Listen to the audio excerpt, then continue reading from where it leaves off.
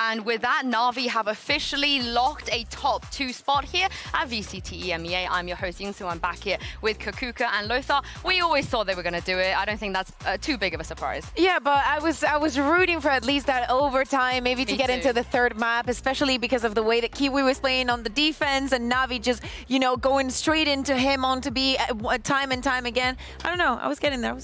I was like kind of feeling that this is again the Valorant that we've been seeing 2 years ago, when it was all about just Jet versus Jet, action, like unnerved Jet that were just going at it every single round. And in this particular game, I would say that Na'Vi had the worst spacing I have ever seen from them this season, and they were punished for that very well by Foot. And Foot was standing their ground, even though they didn't play a Sentinel, and were punishing that spacing. So well played by Foot. I will say also though, what Doombro said, that he's surprised that more teams don't play Sova on Pearl. He thinks it's very, very strong. Did you guys also get that feeling at the end? I think that it's easy to counter on the attack, and we were seeing it. Maybe for the defense, there's things that you can do, especially against teams, because there's many of them that are going to be running the double controller. The recon is a lot, so. Yeah, I mean, the entire day today, the Kiwi versus CNED was rampant. I feel like both maps, especially the second one, we got the two Turkish Jet Lothar going up against each other, and I don't even know who won. Well, in the first half, they had 5 duels. It was 3-2-4 for CNED, but we don't really know in the second half because of the server issues that we had, unfortunately.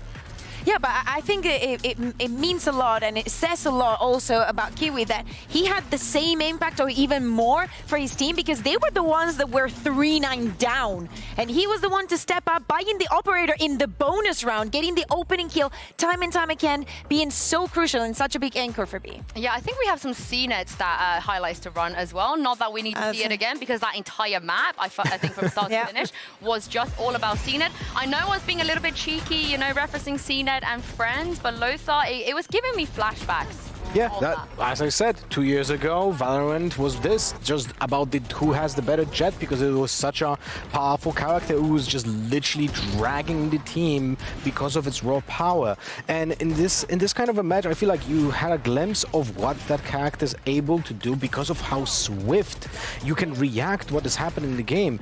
Those smoke bombs that both CNED and Kiwi were able to use to just get out of sticky situations was really, really impactful. The amount of one-ways that they put in to stop potential pushes. We have seen that in the backside of B, where someone just stands in that corridor, puts a one-way, gets double kill. If I remember, that was CNED, just gets a double kill just because they pushed through a one-way for 4 seconds that is there, I'm just glad that things have gone this way, because I'm looking forward to that FUT versus BBL game. There's a lot on the line now. Yeah, exactly.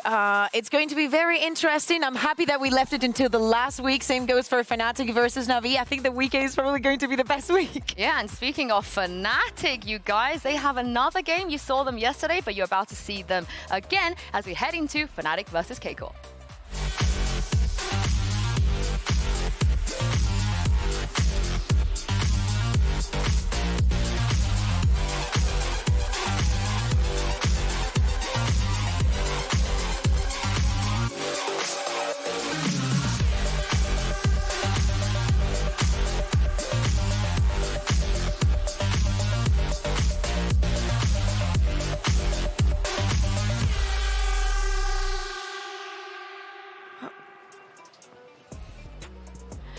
Well, Fnatic versus Kaquka. We saw Fnatic already, but what does this mean for Kaquka? Now, Sideshow, I have good news for you. They can still make it to playoffs, but they have to start, you guys, by beating Fnatic, which no one on this planet has done since the iteration of this roster. And we take a look at the permutations. It is a little bit messy. I will try and kind of explain it to you guys on what is going to happen, but essentially, if Kaquka win, in 38% of the scenarios, they are locked in. And if Fnatic win, they have 3% of the scenarios are locked in, but these scenarios do not account for, they do account for tiebreakers, 2-way ties, 3-way ties, 4-way ties, and so on. So Kaquka, what I'm trying to say is, listen, their chance be low. This is the same scenario that we saw yesterday with Koi. It feels like every single team that has to face off against Fnatic in this final weeks are really like cursing the day that they were, the moment that they woke up this morning being like, okay, I want to make it into playoffs. We're looking better. We're fixing the issues. Oh, wait, we're playing Fnatic. Well, never mind. It is a tragedy in the making because you go like to your own funeral. I feel like that should be the anticipation, and well, good, they're gonna be in black already. Well, all I'm gonna say is in week 2, I said that if Fnatic were gonna lose to anyone, it's probably gonna be Kaquka. So whether either I'm the smartest person on earth or the dumbest, but I think I'll be proven wrong soon. That kind of scenario permutation thing is a little bit like convoluted and difficult to understand. So I believe that we prepared our own stats to help the viewers at home to understanding what is going to be happening today. So let's take a look at some of those. Very advanced. I know both of you worked really, really hard for the last 2 days to make sure we get this. So yes. So right now, the best IGL in Kaquka is still Scream, because even though they both have gotten 1 win each, the win the Scream got was a 2-0 against BBL. And with Sage, they lost the map, so... Stats don't lie. Stats don't lie. I really love the Predator meme being used. One of my favorite movies. Thank you. Pretty sure that's your bicep, right, Lothar, that we just saw? Maybe like 10 years ago. Yeah, when you were lifting that G2 flag. That's a great callback. Now, me and Lothar also prepared some stats. We also did our work as well. Lothar, why don't you start? Yeah, so I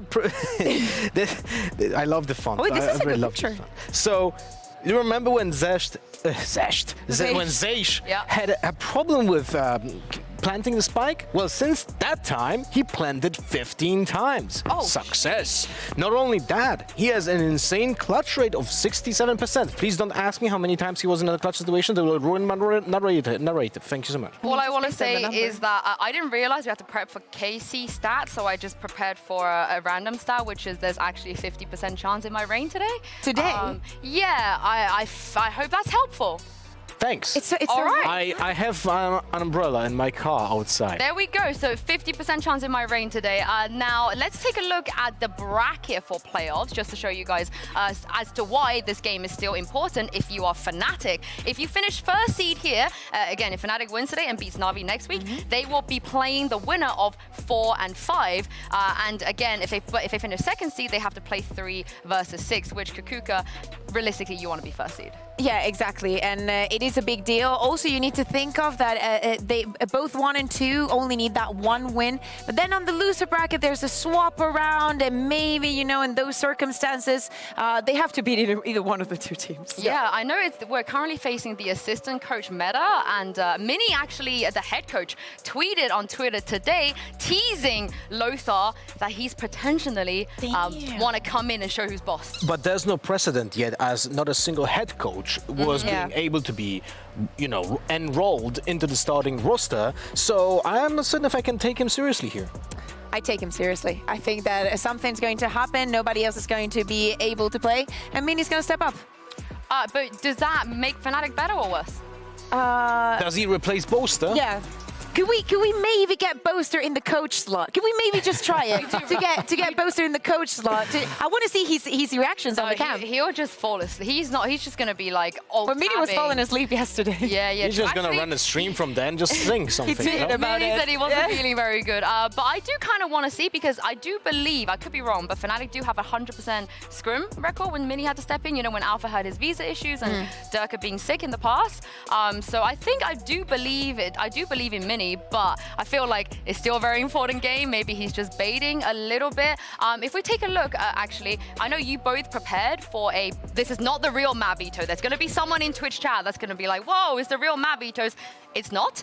This is the fake Mavito that you two both came up with. Explain to me why this is the most optimum maps today. So basically, Fnatic's going to ban Pearl, is their permaban. I don't see a reason why they would change it today. And for K-Corp, even though they've been banning different maps, Fracture is the one that we haven't seen them, and also probably something that we haven't seen from Fnatic just yet. Yeah, so for Fnatic, we didn't see Fracture yet in this season, but I feel like KC shouldn't play Fracture because it's such a complicated map. It seems like it might be a little bit too ambitious for the team right now. And I'm not saying this maliciously. I don't want to insult them, but it just doesn't fit the team, even though they look much better with Zeish as an IGL. Fracture is insanely complicated, and you don't want to run it against a team that pioneered the map on an international level. So you think that Fnatic will still pick Haven despite actively not picking Haven yesterday? Yeah, totally. I think that maybe it's something that they want to polish. We know that we saw them last week against Vitality, and it was a little shaky. They only won in the overtime. Again, if you haven't swapped in compositions, if you want to, you know, get back to the roots of some things that are not working around, just play it again before playoffs. Well, here are the real map vetoes, and let's see if you two have big-brained what we're going to start here. The legwork. Okay, you're Look right. at the legwork. You're right. For start off, Fnatic do ban Pearl. What do Casey? Oh, they lead. Oh, yeah, we Bind. forgot about Bind. No, we didn't forget Okay, well, about Fracture Bind. has been floated, and Fnatic have chosen Haven, like you predicted. Okay. Well, in this case, like No surprises for the first. Casey didn't actually look that terribly on Haven the last time they played it, but Okay, this makes sense. I mean, we were just, you know, trying to look a little bit ahead, but Lotus makes sense. They've picked it a couple of times in the past 2 weeks. We do know on the other side that Fracture Fnatic is still in the pool. Surely they don't. Okay. Well, this is interesting because Okay. this is the most played map from KC. Ascent was played 5 times, but they lost terribly every single time on it. So maybe that's the reason why they're banning You'd it. rather go to Fracture? Like, you guys just listed reasons as to why they Definitely shouldn't not. go to Fracture. I'm just trying to explain you maybe the Okay. thought process behind those I'm just decision an making, spectator. because I definitely don't want to play Fracture as KC against Fnatic. I mean, on paper, it feels like Fnatic being able to get Haven and Fracture is a little bit crazy. I think that to some extent they're doing Fnatic a favor, because now they get a chance, if we get to that Fracture, to get those reps in after the last time that they played it in lock-in. I think KC just plans on winning 2-0. Yeah. Okay. I mean, if they're gonna win 2, they gotta win Haven first. And Lothar, I know you've prepared some stuff we can take a look at. The last time they did play Haven. Yeah, we start with a pistol round. So please pay attention to the Sova arrow that is going to happen at the beginning.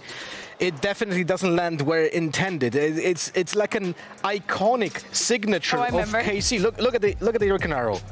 Bang! It lands behind the Sova. He's like, oh wait, this should have landed somewhere else. But what I want to highlight here actually as a positive for KC, they now adapt because they failed the arrow, and this smoke was meant to enable that arrow and spam through it. They play patiently and wait out this smoke, and then they fearlessly go to a site. That is something that I was critiquing KC before. They didn't have the decisiveness. They didn't have that plow through when it comes to, like, after we get a kill, okay, now we cascade. That was something that they were lacking. And here this confidence that they had, and also they adapted to their own mistake, was something that I think is very nice to see in this team progress. But also they planted in an incorrect position, in my opinion. So even though you like the first part, you're still gonna get some criticism for the plan? I mean, yeah, move the plant 3 meters to the right, still at the same spot, but the default plant on the right side allows you to play both long and short, and not only short from this position. I mean, let's take a look at the second clip as well, Lothar. Hopefully the plan is correct here. I don't know what you prepared. I can't remember if it was correct, because this is the bonus round, but they actually converted this bonus round, and this is very important as well. We can play the clip right now. They tried to go first through double doors, but I don't think the plan here is to actually go through the double doors with an actual execute. They want to destroy the default killjoy utility in this area. So the smoke, the stun, you can see Scream literally looking for that bot, destroying it and falling back. And now they actually cover the A main because of the aggressive smoke from the defenders. So Nivera was guarding that area, and now they clear it as a team, something that was missing in the past as well. So again, this the fundamentals that are represented here in KC when Zeish is IGLing the team look way better. Pay attention now to the dash flash that is going in the backside of side. Those basics, we didn't see them when Scream was IGLing. Those always mistimed. All I'm hearing is that KC have a chance, but Kaquka, is that what you found on Haven as well? So the thing is that I think I agree with what Lothar is saying, but I wanted to take a look a little bit further into something that I think we saw perfectly in those rounds, and it's about the aggression that we're going to see coming in from K-Corp on this map of Ascent. This is just the first 10 seconds. Look where Scream ends up after 10 seconds in many occasions. Look at Zeish here. This is a lot of pressure that they're going to be putting at the beginning of the round. You know, Scream won't be IG Allen, but he will be playing on the Jet. So pick your poison. I think this is much more entertaining. And, you know, it's good to see that they stuck with the protocols. XMS is going to be, you know, the most passive one at the beginning of the round, but the rest of them is going to go on the hunt. Let's see if against Fnatic will be that easy. Let's actually take a look at their defense now. We know that Haven is a map that has been around for quite a long time, but it's important to see and notice that they're playing a very basic composition. And the same way that they play a basic composition, they play a basic defense. The green one is Shin. You tell me, where does Shin start? Literally nowhere else in the map you're going to see him starting, and he's just going to be helping out Scream in most of the occasions. On the other side, you see that, for example, Zeish is going to be playing around this side to maybe breach stun over here. Very simple for here. Omen, of course, is going to be playing mostly on Z, just because Nivera is Nivera. Sometimes he's going to be on the push, and maybe sometimes helping out his brother, because that's what family is for. And XMS, just again, very simple, just playing around C and double doors. So the thing is that, especially knowing that Fnatic loves this area of the map, I think that we're in for a treat. I can't wait to see this. I hope we get a similar map as we had on Pearl as well that we just saw here. Lothar, but I want to ask you, because we did see some weaknesses from Fnatic and when they played against Vitality. They were definitely preparation shown on the side of Vitality. How likely do you think we see the same level of counter strat and preparation from KC? Definitely not to the same level. Like, I have to be honest here. I don't anticipate that KC will go for any anti-strats. They have to focus first on their own side to play well. That's why I was trying to highlight on the fundamental level in those two clips that we have seen in the past, because you cannot run when you're not able to walk first. I mean, in which case, what do Fnatic have to change? Because it wasn't a very clean Haven last time we saw them. They don't need to change anything. They just need to pay attention more to their positioning, because the one thing that we were critiquing in the past, that 12-14 Haven that they had against Vitality, was the lack of awareness or maybe problems with comms, because in the post-plant situations they were just not covering the same way that they're always covering, and that's about it. It's not, sometimes your leg will slip, and I feel like that was the Fnatic's Haven slip up, that will be like, okay, well, we made those mistakes that we were doing 2 years ago, let's just do what we did to progress as a team and pay more attention to the basics in post-plant positioning and covering each other's back when we know that there's someone like Alpha dead and cannot cover the flank anymore with his utility. Fundamentals. Yeah, but he is right. I think that was the biggest issue, is that Vitality was always finding a way to retake onto the side, even if it's just going fast and not allowing them to take in those positions, or actually reading into the protocols that Fnatic were going to have to just stumble them when they didn't expect it. I mean, if we take a look at the previous comps that both of these teams ran, it's not a massive difference. I think it just comes down to the Omen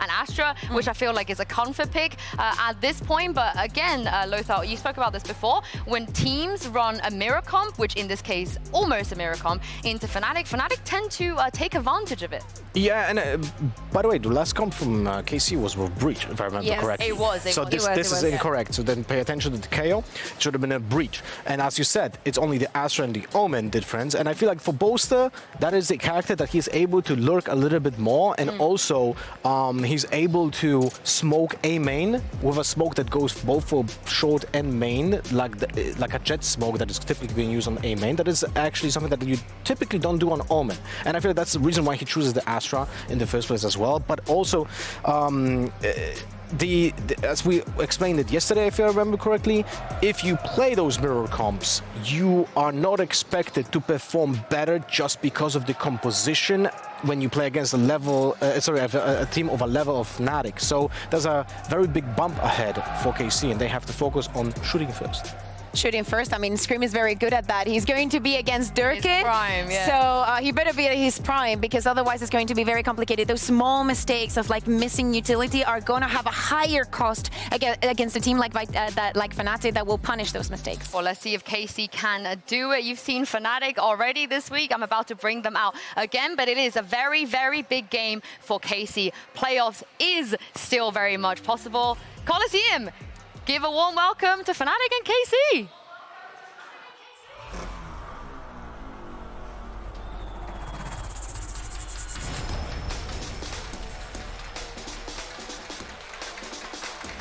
Carmine Core.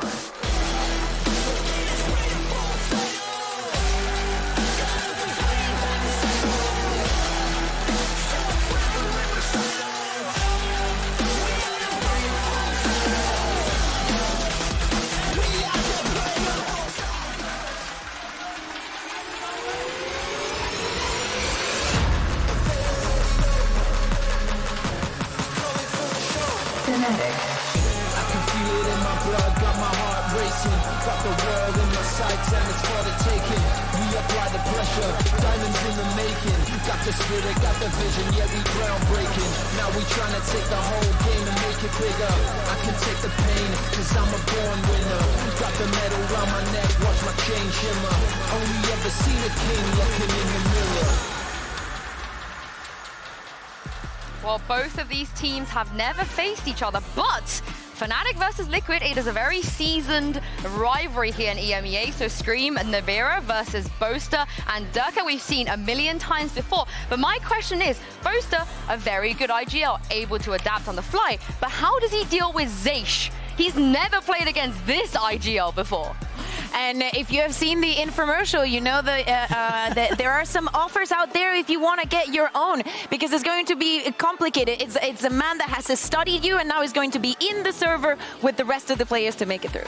Yeah, I'll be honest, I think Zeish is a good IGL for this team right now, because it seems to bring order to the chaos that was in the past. They don't run out of time anymore. Yes, that is unfortunately very much correct. There was a lot of undecisiveness when Scream was IGLing. We could have seen in the map positioning, in the lateness of the calls of rotations. They were always like 20 seconds late with the decision, and because of that they were running out of time when it comes to planting so many times on split specifically as well, right? But I really love what you, Kaquka, mentioned on the minimap when we were explaining on the telestrator. They go for the basics when it comes to this composition on Haven. They have expected roles that they need to fulfill on defense, and all of them have those tasks. We're heading into Agent Select here. Again, not really expecting any changes. Haven's not really one of those maps that you can really do a lot on. Kaquka, but what is the major win condition here for KC? Is it honestly just hitting the shots? No, it's not hitting the shots, because actually the last time that they played, it was against Futbolists, and they were hitting the shots, especially the first one, but it was always the response from the other team and actually having those tradings. Also something that Fnatic is going to bring in into the server that made it impossible for them to win this map. So they just gotta look ahead and think through really what they want to do against Fnatic. No. I hope they're gonna cascade with the ults as well. Like I look at Zeish on the breach in Chronicle, like those instrumental characters to execute are just so important. And then KC, on the clips that we have seen in the opening, we have seen how much of that utility from breach actually means to dash on the side with the jet to get that opening kill, and that's something that Scream counts on. So there's a lot of pressure on Zeish, not only on IGLing, but also on properly performing on that breach on attack. I mean, luckily, Scream and Navira, they played against Boaster and Durka a hell of a lot of times. They know what these players like to do. Whether Zeish is able, Alpha is cracking up about something, but whether Zeish is able to read into that, I feel like there's any time, Lothar, to play them. Fnatic, they have weaknesses. It has not been clean in the last 2 weeks. The problem is, they had not been clean in the past 2 weeks, and now Fnatic maybe are like, well, we have to clean it up finally, you know, so maybe this week is gonna be the one when we're gonna see the absolutely pristine, clean Fnatic. By the way, side note, completely off topic, but Nivera, most picked weapon is an operator, by the way. Oh, I wonder okay. I wonder if on this map, on Killjoy, it will also be the case. Yeah, because he swapped with XMS. Now, you know, he's going to be playing on the Killjoy. Now XMS is going to be playing on the Omen. So it's going to be interesting. Back in the day, we also saw Yampi playing on the Omen, playing on the Killjoy on this same map with the operator. Well, it's a big hill to climb, but if it's going to be upset, if we're going to have any upsets, it's definitely going to happen in the presence of your casters, Pansy and Hypoc. I feel it, guys.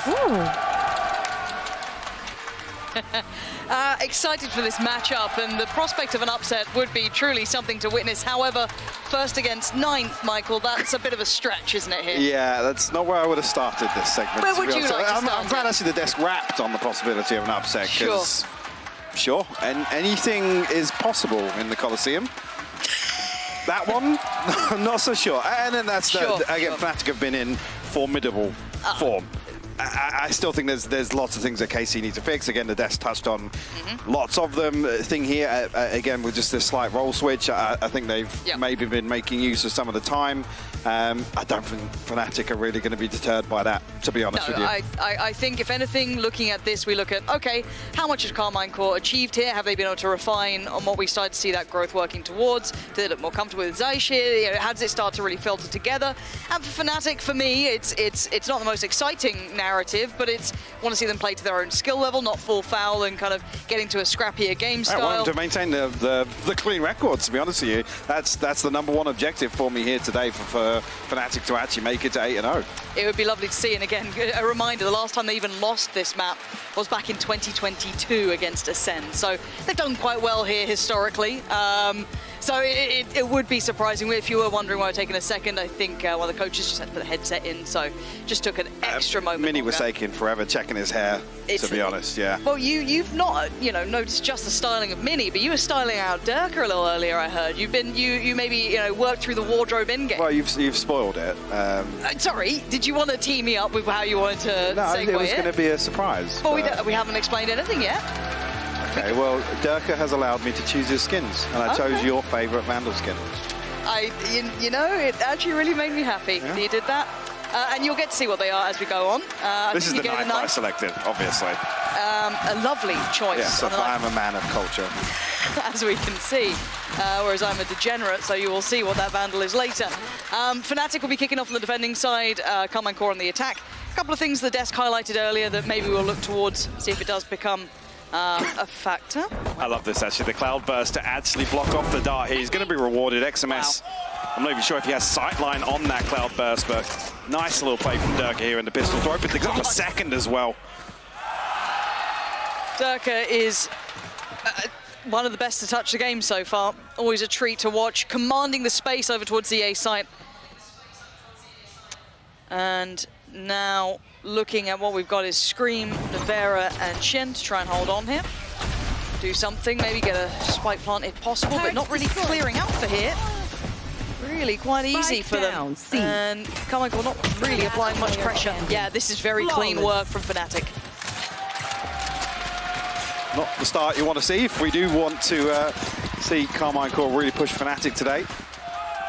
I can note it as well, just these little pieces, I think as well, where Durka's performance has really lifted in the last 12, 18 months, obviously. Yeah. Little things like this, which historically are things that, CNED would make things like that, yes. Creating a smoke for a little, I guess, playing anti-flash position. Little things like that are beautiful to see. It's honestly a treat to watch him play, even just on his own individual level. Going back in, you will get to see the Vandal of choice if it does come relevant to the round. As it stands, we are once again seeing an exploration over towards the A side, but it's success for Boaster on C. Going to get the Vera down very early. I'm going to note at least one falling away. That's going to be Shin. Carmine Core eyeing up that B side, but we've already seen that utility is going to be challenged. But there's still at least one Nano Swarm in place. Scream actually hanging around here. Supposed to make a little poke onto the utility and drifting away. Actually, Chronicle and Leo setting up a crossfire here, so even if Scream, you can't actually dash, he's burnt up his dash, so. They've got such a lovely hold on this. With Durka pushed up down long, they've got the double stack on B, they've still got utility in towards Garage with the turret there. No real threats being found. Scream, there was a solo mission and found nothing for it. Boaster still chilling out here. Going to be having a little bit of pressure. Noted Shin earlier, but he hadn't caught on to where Zeish was, but keep in mind they've got classics. So if anything, see if anyone can do some chip damage here. XMS last one standing, 8 HP. 30 Just one of those through the wall here will kill him. Oh, getting real close. And it will be Alpha to find it. Clean first 2 rounds here. Yeah, not a single kill. Carmine Court to write home about. Here, and actually, Fnatic with a very, very comfortable approach here into round 3 as well. Not seeing them stack ultimates. Yeah, as we typically do with the round 2 purchase from Fnatic, but Turret out. Boaster does swap out for a Bulldog at least, so his rifles across the board here. It looks like they want to test Durka again. Does have a little bit of a support system here in place. You've got Leo towards long and obviously Chronicle to ensure that he will be safe if needed. Once again, seeing what we saw last time. This time... She misses the cloud burst this time. Yeah, the adjustment on the dart. Good awareness from Shin actually just to switch things up. Oh, Boaster. Okay, going to note that this is certainly not an all-in, that there is still a default in practice. Going to get that contact towards long and slip a little bit deeper, back down towards C. Doesn't actually get punished on it either, so gets away alive. Look at that stiff dragon. Yeah, Powerful. beautiful skin. Really nice. Oh, it's probably such joy. Yeah, it looks like they want to try and test Boaster, but he's been pretty solid, honestly. He did get the upgrade you highlighted, so on towards the Bulldog. He still has Alpha watching that cross, which will be challenged now. Can't contain the first to make it through. That's going to be Scream. Second in, going to filter on up. They're going to start getting that pressure towards the site now. Scream wants to deal with Boaster. He's got a little bit of safety to fall to. Scream not getting the easy target. Alpha takes the time to swing, but it's Scream and Zeish to actually find the damage. Much better now. Durka, though, dragon to hand and 3 to claim. Has to fall away from this, the paranoia there, but Leo, lovely synergy. Nails him out, actually from the backside. Durka, actually not expecting Zeish to reposition here. Leo, actually a ton of chip damage to that shock dart. Brings them both down to 50 HP. It was doable there. Some damage done, 3-4 for Carmine Court. No Blade Storm available. And look as if they'll be able to string together a light shield purchase. At least Nevera going to struggle on the utility front, but she's going to drop a weapon across. So, and even little things here, like the placement of the cloud burst actually splits up. You can see Alpha's holding for that cross. Both almost baiting somebody in. Yeah.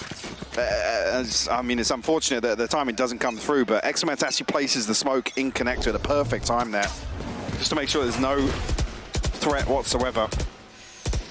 Do they expect XMS? Okay, well, they're going to note the operator. That's now in play. Willing to take a challenge towards long early on, playing in front of that smoke, but has to fall away eventually. Aldrin going to clear through sewer. Next pressure point connected, but we do see at least that. Want to get a test towards B. Scream might be looking to break that utility and find that next layer to this. Chronicle already on the case, though. Yeah, creeping onto this angle, actually. Scream just catches sight of him. I think Fnatic ready to absorb a B hit if it does come, but Scream's actually going to look to, I was going to say split towards C, but dashes straight on, face plants at sight. Alpha is in a little bit of trouble here. He's got some of his kits still in play, but he's holding the line just perfect. Smoke's great towards long, allows a moment of respite to readjust. And the last 2 just not finding impact towards the site. I actually quite like the concept early on. Deal with that operator, force it a little bit deeper from A, kind of start maybe pressuring towards B, but again, Durka so quick to handling Scream, and then the C hit just felt a little bit behind the curve. Carmine Court have to save. And one of the things that Boaster and Alpha are brilliant at doing, they challenge ahead of these smokes. They're never smoking C long. They want to at least catch contact first off of any utility. And like here, the kill comes through so deep, you can see where the first kill marker is on the minimap. The second one, again, there's a nano swarm there as well, just to stall out any execute coming towards site. Shin and Zeish going to opt to hold on to these rifles, obviously. They're at 1750. I don't know what they're going to invest into next, if anything. Act on my Shin should have a little bit to work with. Fnatic actually call a timeout here. Oh, maybe not. Maybe they both did. Maybe. Maybe, probably not. Probably. All we know is a timeout has been called. Yes. We do have the question of what they're going to do with the purchase. Obviously, there is that factor. We also just want to see what they've identified early on. They've had a couple of tests here. They've caused a couple of uncomfortable scenarios for Fnatic. Not enough to really put them out of place, though, as I think the last round really provided Boaster and Alpha very much in control towards C. There was that one burst on the bonus that did catch them, but beyond that, they're right back into things. I mean, there is actually the option to throw a little bit of money into this, with Scream being one off the Blade Storm. You see, he's already got the Light Shield in, so it's going to be a full purchase, but maybe can string something together. If 3 or 4 of Carmine Core can obviously work towards an opening engagement, they can find an upgrade potentially. With Durka on that Operator now. Oh, did you pick the Operator skin too? I did. What did you go for? Oh, no spoilers. Okay. No spoilers in here. Okay, all right. I'll wait and see. Obviously the best Operator skin. Oh. He knows we're watching. Yeah. There we go. Ooh. A fine choice. Ooh, powerful. Yeah. Yeah. This Strikes fear into the hearts of the enemy. What's interesting though is actually Carmine got it stacked up here, and first time we've seen Durka rotate out, swapping Boaster toward B site. And Alpha actually going to get into a very deep position here. Oh, this is... Scream's going for the Blade Storm. Maybe this is why Durka was already going to adjust. There was a split second. Alpha can backfill this. There is going to be the alarm bot placed there. So depending on how quickly Alpha can achieve this, we'll see how relevant it can be. Okay, they're going to note that the backline is now being pressured from this side, but they're straight on towards the B side. Boaster, perfect. Catch. Catching Scream, puts him down. XMS was next in line, but he's only got a classic, so, well, that's what he's going to do with it. Fine, beats out Boaster, but then Durka is right here waiting, and he's got plenty of targets. This one a little too close for comfort, but Swiddy, so close to catching XMS there. And he's just toying with them now. It feels like it's just Durka against the entirety of Carmine Core, but the rest of Fnatic now appearing. And XMS gets handled. Operator should be back in hand. Should. Yeah, great catch from Boaster as well. Alpha clearing through, confirming that actually Carmine Core rotate off. That's when Durka drifts away from C site. I think has a moment's consideration for whether or not there's going to be any pressure coming through Garage, but no sweat whatsoever. Is that R2D2? There's something happening. The gremlins are doing at work backstage. It's been a There's an audio technical clip day. from somewhere. Already a big cushion actually for Fnatic. A 4-1 scoreline, obviously. Carmine Core,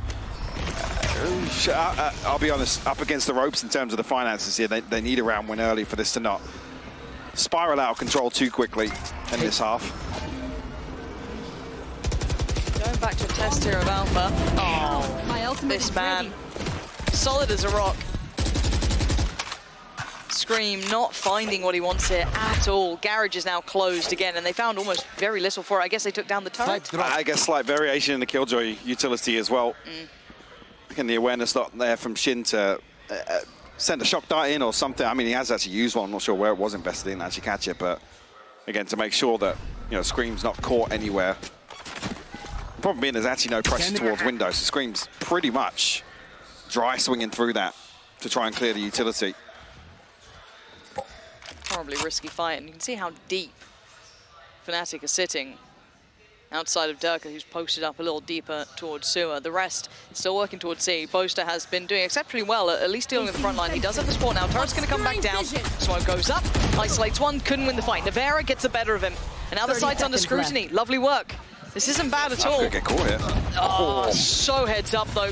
Plant needs to come down. Shin's, oh, yeah, he's kind of missed the angle on that. And now look who's waiting. Patiently striking is Durka.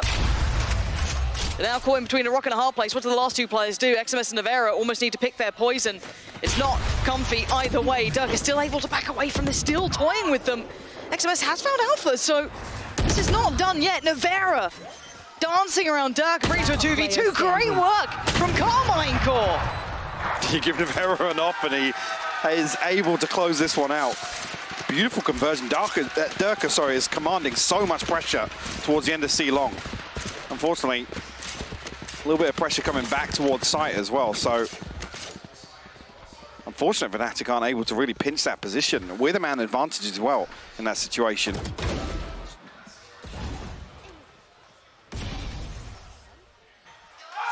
So even here, yeah, with Nevera actually drifting away from the orb area there, it's basically only one to hold down the pressure towards Spike. Take flight. Done really well there. You see the common instance here Durka once again going through the motions that have worked quite well for him. And he's found his victim. It's XMS this time. A key early pick here, removing the smokes very early on. Make it difficult to hit towards any site here. I mean, even actually the opportunity to drift back towards heaven cause some problems there. It's double stack on long, unnoted though. Scream. Almost foaming at the mouth to find this. Pressure towards side. Leo at the second layer though. That was stunning, the 1-2 punch. You think you might have gone past Durka, but then you've got Leo waiting. Now his support system's fallen, Leo's gone, so it is going to be a little bit trickier, but again, there's still someone else there. You've still got, I think it's Chronicle, double checking on Sewer, and the right timing too. We'll hear the jump peak. Nevera tries to swing onto it.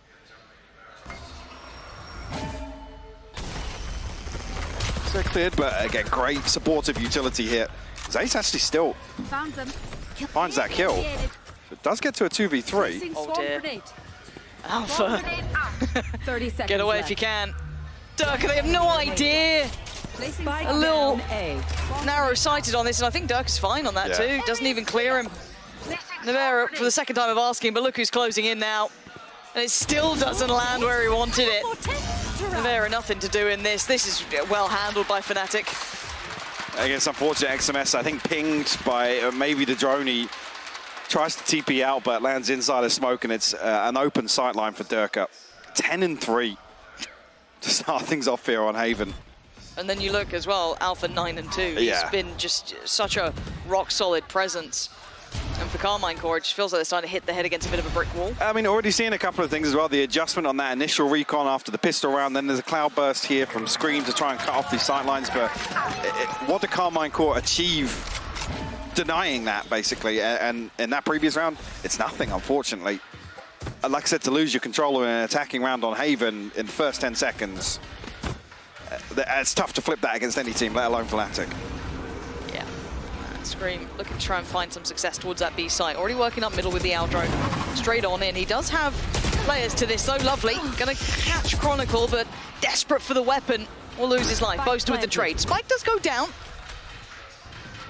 I'm gonna note the readjustment here, and it's Durka to strike. XMS again. How did he find him He just got that kill through the wall from A lobby with the operator. That is ridiculous. Give me that replay when it's ready. My double's dead. Diffuse is going to be starting here. Nevera can't change it. I need to see this. That is actually outrageous. The tag comes through in the last second of the TP from XMS. And after he tries to reposition, assuming you're safe, as you would do, but Durka lands their headshot. That is wild. Okay, I want to see if this is... Oh dear, there is no escaping him. That is there is no escaping him. You just can't get away. Oh wow, Durka, that's very nice. Very nice. XMS has been having a really unpleasant time in the last couple of rounds. Yeah, he just can't avoid being pinged, revealed, spam through a smoke, spam through a wall that I certainly have never seen a kill through before. I know it's possible to wallbang that, but... And these setups just keep moving from Alpha as well. Yeah, it throws off Carmine Core's ability to really pin down any sort of routine or early round protocols here on the attack. So a lot of these hits feel like rolling the dice, you know, as long as we don't run into the operator or Alpha's setup or, you know, an awkward crossfire, anything like that. It must be so frustrating to play against. Yeah, really uncomfy variable to handle. Scream is in. Boaster will get away with holding him back. Now we've got the ult coming on the other side. It's going to be Alpha in a whole lot of danger as well, though. Boaster, yeah, he is dead. He has been put down. Alpha, though, still finding value. And these shots are stunning. Oh, wow, Shin, the only one to be able to deal with him. But now you've got one of the best up against you, Leo, as well. And the walls are not going to keep you safe as here comes Durka, the headhunter himself. Not going to get it. Shin 10 HP. putting up a fight. The fight ain't enough, Leo. You don't clutch out against him. No, you don't. That's for sure. God, his stats recently as well. You know, the shock dart damage, everything else. It's just impeccable. And I think if we go back to some of our talking points at the start of the day here, Fnatic are playing up to their caliber. It's lovely to see. It's very easy for a high-end team to be a little bit messier against, you know, let's say 9th place or, you know, lower place teams. It's not the case at all. Fnatic are bringing a very, very solid I think as well, this is a tough matchup again with the internal changes that have happened with Carmine Core, because it's very difficult to throw Fnatic off their game. And once they hit that groove, hit that rhythm, there aren't many teams that can do it on the best days, let alone when you swapped out your assistant coach to IGL here. Because again, these early rounds are so key in terms of, you know, figuring out the Killjoy setups and simple things like that, adjusting plans. You can't really fault Carmine Core for it. Scream trying to find space once again on B site here. Does have the TP from XMS to complement it. Will result in a plant, actually. Here. Okay. What else do we have? Yeah, all right. Just heard that lockdown come in. I will clear a fair amount. Nothing to... Clear a lot of space, actually. Yeah, nothing to work on the back line yet. No one on the bigger flanks, but they need to leave. XMS needs to get away here. Chronicles Foundation, they're hunting. What? How are they finding these players? They've barely even seen them. Nevera and Shin are so deep by spawn, they can't even deny this. One smoke and it's safe. This is just another level, really. Yeah, difficult viewing, really. This is sort of the performance, honestly, you expect on paper when you look at, again, across the whole season, these two teams. But Fnatic in total control right now. 8-2, 6-round lead. Carmine Core, other than the 2000 now on Nevera. No ultimates to counter this off. Round 12 is going to be a very uncomfortable purchase for them. Yeah. I mean, you almost want to see XMS swap out for a light shield here. Scream try and bring as much as you can into round 12. It's already a huge disadvantage, but want to make the last as doable as possible to avoid a 10-2. It looks like B is once again what they're testing. A little bit of a switch up, setup change, which has been handled by Scream above 120. So keeping options open, but they haven't found continual success. They haven't really flustered Fnatic at all. So had a little bit of a moment on C a couple of times, but it's first time actually there's not going to be anybody to greet them at C long. It's true. So this is more tailored towards a retake from Fnatic, and there's no ult to build that around. Going straight on in to make it over. The dart come across here? I wonder actually if Leo had a cross-map dart here. Alpha to spam out the smoke, but doesn't look like it. Spike planted. So plenty of tools available though. If you look at the utility here, Chronicle and Leo, for example, in the retake. And KC is stacked on site. Here we go. Dirk has already found XMS. He just knows where he is at all times. He's got a personal wall hack that's just got his name on it, and he's just going to power on in. Everything's getting cleared. Only kill going their way so far is Shin towards Dirk, but the site is theirs. Nevera is just brutalized. This dart is beautiful. It lands in such a place on the wall that it actually pings anybody that's looking to shoulder that angle from Cubby. It's the small details of some of the plays that Fnatic make that just look so valuable. Again, the timing of the first wallbang coming through, Dirk explodes off that, so nobody's even in a position to really be holding for that dart. XMS falls, you have to hold the angle. Dirk dashes, somebody has to challenge the smoke. It becomes so chaotic that actually they maximize value off that utility. Beautiful to watch. And considering that's off, let's say mostly Leo's utility, we were talking about them not having an ult. I mean, he played it as valuable as... Sorry, the timing of the recon just landed there inside the smoke, sorry. No, the replay playing through there, it's beautiful to watch. Wow. Those tiny synergies. This roster is unreal. It's unreal.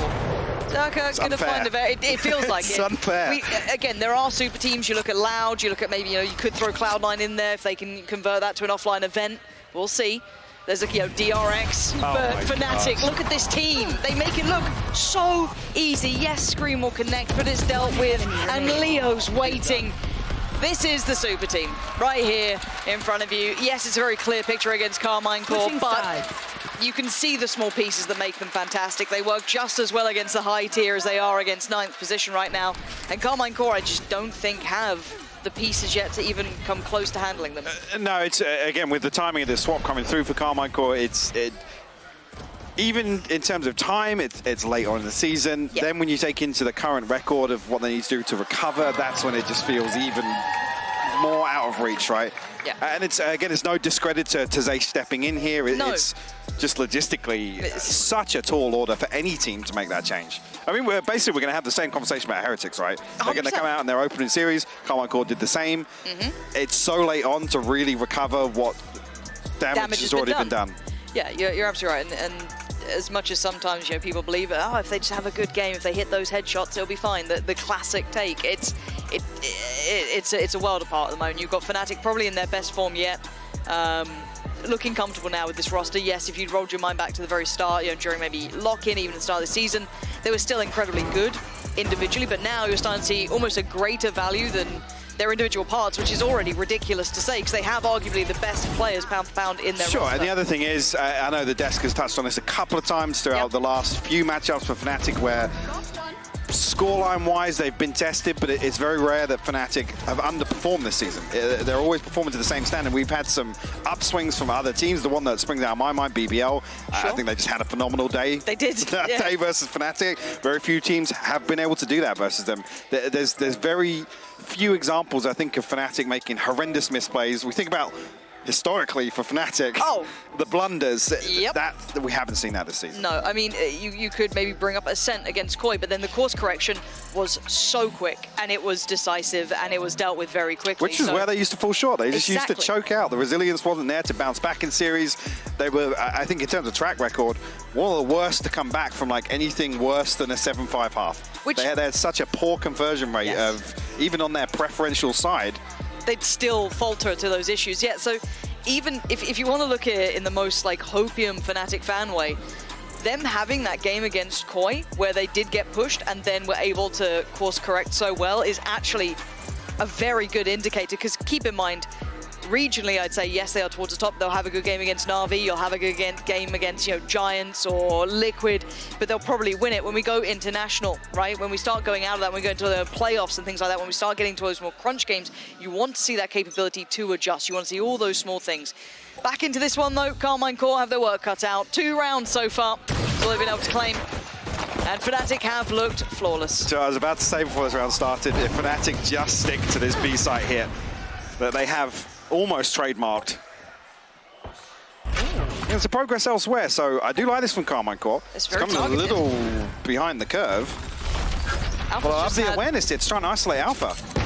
They've been watching, but how much does he deal with? Zysh actually deals with the support system. Durka and Leo peeled back to try and support Alpha. Maybe he didn't need it. 11 HP. He's buying great deals of time.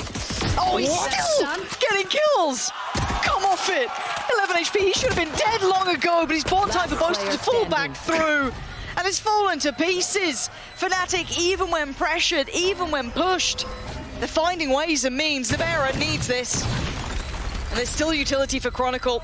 And you can hear it. The time really running low here. Needs to make his move. Great shots, but it's around Fnatic. Mike, that was unreal. We were just talking about the recovery factor, right? Here where it seems, actually, if they isolate Alpha or even get a kill or two elsewhere, this is doable for Carmine Core. Made the right decision. They did. I mean, even the only thing to really criticize there, Nevera taking some early chip damage means that he can't really actually become a factor later on when that backline is pressured for Fnatic, but even then, man, I mean, Alpha should have been dead like 20 seconds into that round. How he got 2 out of that, I'll never know. That second one just felt like it was just ridiculous. Yeah, and it just feels like Carmine Core had a good idea, a good read on how they like to approach that. It was something you noted was a very classic look that Fnatic have started to run, but that's the thing. The response there is let's dig our heels in. We fight for B, try and isolate Durka or the second layer that comes through, obviously the choke point, but Carmine Core actually adjusting to try and find space elsewhere. And then there was proactivity to actually dig deeper, explore all the way into spawn. Actually highlighting potentially that prep factor, a little bit anti-stratum, but like I said, you still have to deal with you can't players. account for the variables of Alpha finding 2 in that situation. And that's still one of the scariest layers to Fnatic is that, as said, at the moment I feel like they're starting to become greater than their individual parts, but those individual parts are still terrifying. Because you will have a round where Leo's going to give you something, or Alpha, or Durka, or Boaster, or every single one of them has such high capability. Now, we look at what can really be achieved here. We have 4 Sheriffs, And it looks like they're going to go for a bit of a gamble towards A, bringing 3 players over. But sadly, as you can see on the other side, Fnatic... XMS's woes continue. Feels pretty rough here. Wow. Did quite well. Good for the first. We'll slow things down, but it's going to take a long time for this rotation to come through, Lauren. Yeah, and Alpha's already starting to go exploring. He's got a nice angle towards CT. Yeah, he can make this painful. Yeah, lovely. Kill. Doesn't have to go back in, but he might just fancy it, leading the way thus far. 19 kills to his name. As said, you deal with one of the 2 heavy hitters. There's so many more to step up, but he is having a game today.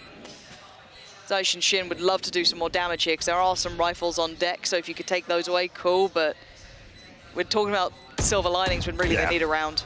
It's not going to amount to much, unfortunately. And I doubt, actually, with this purchase, Fnatic are even going to want to risk losing one of these rifles, to be honest with you. Yep. We have to survive as 4. Zaishin Shin will have to give it up to the spike. I guess in terms of investment, what, Scream down to 1,100. So, again, until we see the utility, not really a discussion point, but yeah, they're going to suffer in terms of some of the utilities. Not a full purchase, but obviously, it being 12-2, they have to force into this. No ultimates online either. Nothing to really throw into this round to try and convert it. One of those blink and you miss it maps, unfortunately. Yeah, I'm a little worried this might be the same on Lotus, potentially. Again, the last loss for Fnatic was against Loud in the finals in Brazil on that, and that map's been really, you know, barely out. So these guys have been doing very well. And we go again. Durka gonna lead the way. This kind of show of force towards B has drawn the players, but you can see where the intentions coming through. It's towards C, a little bit of a crunch here. This could put, again, a lot of strain on XMS, who's stuck between a rock and a hard place, but they're not committing. Yeah, they actually called the audible midway through this. With Durka feeling no pressure, I think, they actually divert their attention. They're up. Good for the first challenge, though. Okay. Not going to get any more, though. So once found, falls. Shin. He's got a lot on his plate here. Revealing it. Not going to get a chance to do much with it yet. But, oh, wow! Was vulnerable, but made a damn good go of it. But now down to 2, and they can't really do much other than take the fight on this. They have to win this one out, and you can already see where they're slipping through. They've noted. Does Boaster actually stay in this lurking position here? That would be disastrous for Carmine Court. Wow. Just as the smoke dissipates, XMS clearing it. Very heads up from XMS. Yeah, Reads Boaster really not actually expecting to be cleared there at all. He's banking on and completely overlooking the possibility. Operator in the retake, though. It's going to be XMS to really bear the brunt of this in terms of pressure. It's just Alpha really on the side. You're going to have Chronicle coming back up towards Sewer. Does have his ult if needed. Comfy for Alpha there. Didn't feel the pressure. Ult comes in. XMS goes flying. Absolutely hurled into the sky, and Alpha brings him back down to earth. It's a 13-2. A very clear-cut affair here. Top of the league, up against one of the lower teams as it stands. And it looks like that track record is going to carry on going forward. Yes, again, with Haven being kind of the cornerstone of Fnatic's map pool for so long now, not really a surprise. I do want to come back to the Lotus discussion, obviously, not really an awful lot to take away from that map. See the last loss being Loud, but again, regionally here, it's been 3-0. Again, if we're even going to hang on to any shred of hope for Carmine Core here, it's... I hate using the term again, but it's a very tall order to go to Lotus and put up a performance here to challenge Fnatic. And that's all you got to do. You got to face the best in this league, and Fnatic are one of those. There's not too many ways to cut this other than that. It's a very clear-cut game here between these two so far. Mike, any takeaways, at least from the Carmine Course perspective, of good looks coming in, or is it simply just too clear-cut, too simple, too easy? Yeah, there weren't many positives there. And it's not really due to the standard we saw from Carmine Core as Fnatic. That's fair play. We're going to head to a break. When we're back, we've got the next map coming up, which will be Lotus.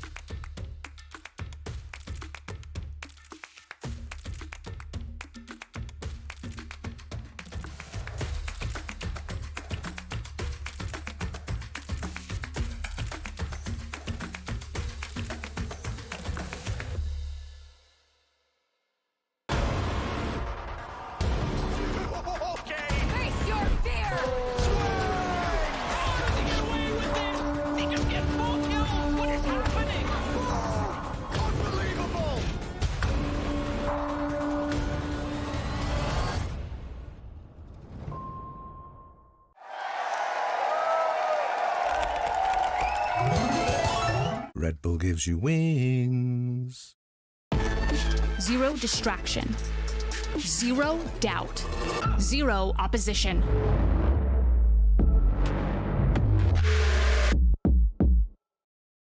Usually when I see a target, I won't miss. I try to find weaknesses wherever they are and just game by game try to pick up on anything I can.